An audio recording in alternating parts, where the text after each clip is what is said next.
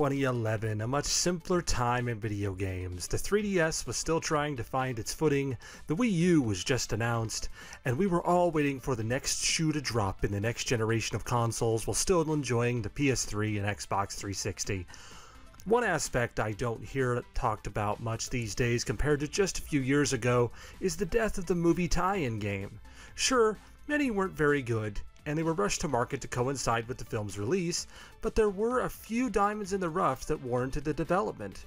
Mobile games are where you see most of these games nowadays, and it makes sense as they're much cheaper to develop and can be released with free-to-play models to make sure their marketing power is brought forth to the most people.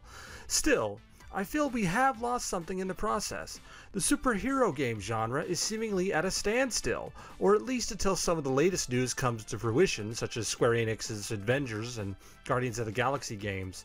For now though, all we have is to revisit some that were released in years past. Today we're revisiting a game I wasn't even fully aware existed until just a few months ago when watching the first film in the now blockbuster series, that is Captain America Super Soldier.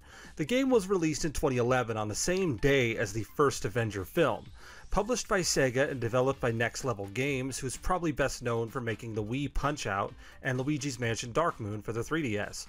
With the game being released the same day as the first movie, it makes sense for the game to be loosely based on the same story, and it largely is. You play as Captain America, who is taking on Hydra and the Red Skull minions along the way. Where the game differs heavily is that it offers no explanation of the backstory for Captain America. While I feel like it didn't detract from the game's direction, it may have been nice to have a quick introduction if nothing else. At least they managed to get most of the cast from the film to do their character voices, including Chris Evans, though his delivery is stilted at best. One of these trains goes in the right direction. That runs east-west. I need one heading north. Jackpot. Control hub for the entire rail. If I can just get a train running north, I can hitch a ride straight to the Skull. I've got company. I'll be in touch. As Captain America, you have several tools available, including his signature shield, which you can use to knock enemies down while you punch them into oblivion. The combat is smooth for the most part, with only a few collision hiccups here and there to worry about. One of the more unique aspects of the combat that makes it more fun is the crippling strike mechanic. The way it works is you charge up a meter and then unleash a super punch or kick on any enemy you choose. These attacks are best saved for boss battles, though I'll admit it can be tempting to use them all the time.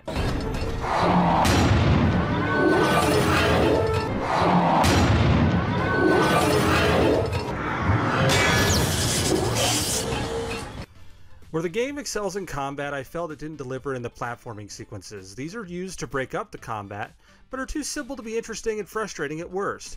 Who knew Captain America's biggest enemy could be industrial pipes on walls? Collectibles are also scattered all over levels and range from film reels to simple dossiers. Each collectible earns you points you can then spend on upgrades to make combat even easier. While this is nice in general, the upgrade selections are limited and they don't really improve Cap that much. Another complaint I have is with the story itself. No characters given much depth, including even Captain America. Outside of a few cutscenes, the Red Skull is mostly an afterthought and you don't even fight him once.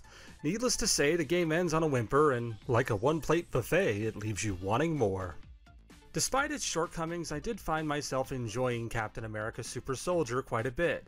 It's now out of print and prices are rising in the secondhand market. More than anything, this game made me miss the superhero genre and gave me great hope for what comes next. If they can improve on games like this, I have little doubt that future games can deliver.